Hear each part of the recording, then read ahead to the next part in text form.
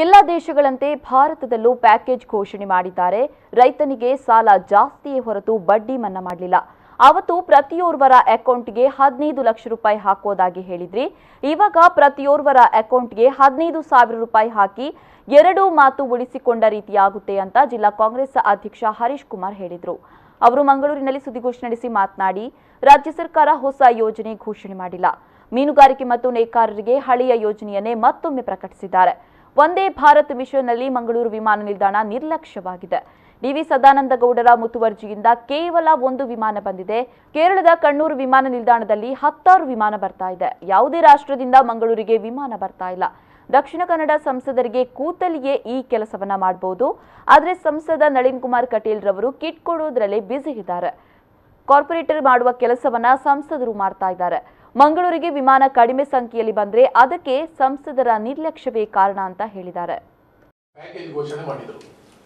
ಬಹುಶಃ ಭಾರತ ದೇಶದ ಜನ ಬಹಳಷ್ಟು ಸಂತೋಷಪಟ್ಟರು. ಮುಂದಿನ ವಿವರಗಳನ್ನ ಫೈನಾನ್ಸ್ ಮಿನಿಸ್ಟರ್ ತಿಳಿಸ್ತಾರೆ ಅಂತ ಹೇಳಿದರು. ಬಹುಶಃ ಮರು ದಿವಸ 2 ದಿವಸದಲ್ಲಿ ಫೈನಾನ್ಸ್ ಮಿನಿಸ್ಟರ್ ಬಂದರು. ಅವರು ನಿರ್ಮಲಾ ಸೀತಾರಾಮನ್ ಅವರು ಅನೇಕ ವಿಚಾರಗಳನ್ನ ಹೇಳಿದರು. ಇದರಲ್ಲಿ ಪ್ಯಾಕೇಜ್ ಅಂದ್ರೆ ಅದು ನೆರವು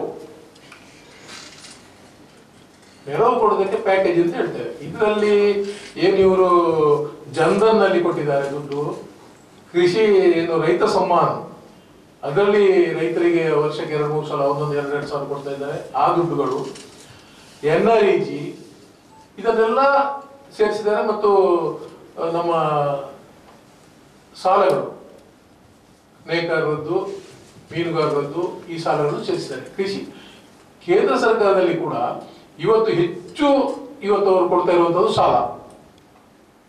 ಎಲ್ಲ ಬ್ಯಾಂಕಿನವರಿಗೆ ಫೋನ್ ಮಾಡ್ತಾ ಇದ್ದಾರೆ, ಯಾರಿಗೆ ಸಾಲ ಬೇಕು, ಯಾರಿಗೆ ಸಾಲ ಬೇಕು. ಸಾಲ ಪ್ಯಾಕೇಜ್ ಹೇಗೆ ಆಗ್ತದೆ? ಸಾಲ ಹೇಗೆ ಪ್ಯಾಕೇಜ್ ಆಗ್ತದೆ?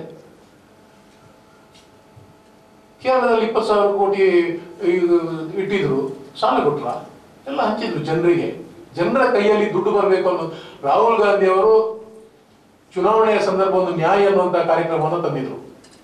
ಅವರು ಆಗ ರೀಸನ್ ಕೊಟ್ಟದ್ದು ಹೇಳಿದ್ರೆ, ಕಟ್ಟಕಡೆಯ ಜನರ ಕೈಯಲ್ಲಿ ಕೂಡ ಹಣ ಚಲಾವಣೆ ಆದ್ರೆ ದೇಶದ ಆರ್ಥಿಕತೆಗೆ ವೇಗ ಬರ್ತದೆ. ಆದ್ರಿಂದ ಜನರ ಕೈಗೆ ಹಣ ಬರಬೇಕು ಅನ್ನುವಂಥ ಉದ್ದೇಶದಿಂದ ನ್ಯಾಯ ಅನ್ನುವಂತ ಒಂದು ಪ್ರೋಗ್ರಾಮ್ ಅನ್ನ ನಾನು ಸರ್ಕಾರ ಬಂದ್ರೆ ಘೋಷಣೆ ಮಾಡ್ತೇನೆ ಅಂತ ಘೋಷಣೆ ಮಾಡಿದ್ದಾರೆ. ಇದು ಪ್ರಣಾಳಿಕೆಯಲ್ಲಿ ಹೇಳಿದ್ದಾರೆ. ಅದರ ಕಾನ್ಸೆಪ್ಟ್ ಅದಿತ್ತು. ಇವತ್ತು ಜನರ ಕೈಗೆ ಹಣ ಬರಬೇಕು. ಜನರ ಕೈಗೆ ಹಣ ಬರೋದ್ರೆ ಸಾಲ ಕೊಡೋದಲ್ಲ. ಸಾಲ ಕೊಟ್ಟರೆ ಅವನು ನಾಳೆ ಬಡ್ಡಿ ಕಟ್ಟಿ ಬ್ಯಾಂಕಿಗೆ ಅಸಲು ಕೂಡ ಕಟ್ಟಬೇಕು. ಮತ್ತೆ ಸಾಲಗಾರರಾಗಿ ಮತ್ತು ಅವನು ಪರಿಸ್ಥಿತಿ ಹಾಳಾಗ್ತದೆ. ಈಗಲೇ ಆರ್ಥಿಕ ಪರಿಸ್ಥಿತಿ ಕುಸಿಯೋದಂತ ಸಂದರ್ಭದಲ್ಲಿ ಇವರು ಇದನ್ನೆಲ್ಲ ಈ ಸಾಲಗಳನ್ನು ಕೂಡ ಸೇರಿಸಿ ಪ್ಯಾಕೇಜ್ ಅಂತ ಮಾಡಿದ್ರೆ ಇದರಿಂದ ಜನರಿಗೆ ಏನು ಪ್ರಯೋಜನ ಆಗುದಿಲ್ಲ. ಜನರಿಗೆ ನೇರವಾಗಿ ರೈತರಿಗೆ, ಕೃಷಿಕರಿಗೆ, ಕೂಲಿ ಕಾರ್ಮಿಕರಿಗೆ, ವಲಸೆ ಕಾರ್ಮಿಕರಿಗೆ ಎಷ್ಟೋ ಕೋಟಿ ಇಟ್ಟಿದ್ದಾರೆ. ವಲಸೆ ಕಾರ್ಮಿಕರೆಲ್ಲ ವಲಸೆ ಹೋಗಿ ಆಗಿದೆ. ಎಲ್ಲ ಲೂಟಿ ಆದ್ಮೇಲೆ ಕೋಟೆ ಬಾಗಿಲು ಬಂದ್ ಮಾಡಿದಾಗೆ ಆಗಿದೆ. ಜನರಲ್ಲಿ ಹೋಗಿ ಯಾರಿಗೆ ವಲಸೆ ಕಾರ್ಮಿಕರಿಗೆ ಕೊಡುದು? ಇಂಥ ಈ ಸರ್ಕಾರದ ಕಾರ್ಯಕ್ರಮಗಳು ಒಂದಕ್ಕೊಂದು ತಾಳಮೇಳ ಇಲ್ಲ. ಇದನ್ನೆಲ್ಲ ನೋಡುವಾಗ ಇದೊಂದು ಜೋಕ್ ಆಫ್ ಇಯರ್ ನಾಗೆ ಕಾಣ್ತದೆ. ಈ ಒಂದು 20 ಲಕ್ಷ ಕೋಟಿ ಸಾಲ ಏನು ಪ್ಯಾಕೇಜ್ ಅಂತ ಘೋಷಣೆ ಮಾಡಿದ್ದಾರೆ, ಇದೊಂದು ದೊಡ್ಡ ಜೋಕ್ ಆಫ್ ದಿಸ್ ಇಯರ್.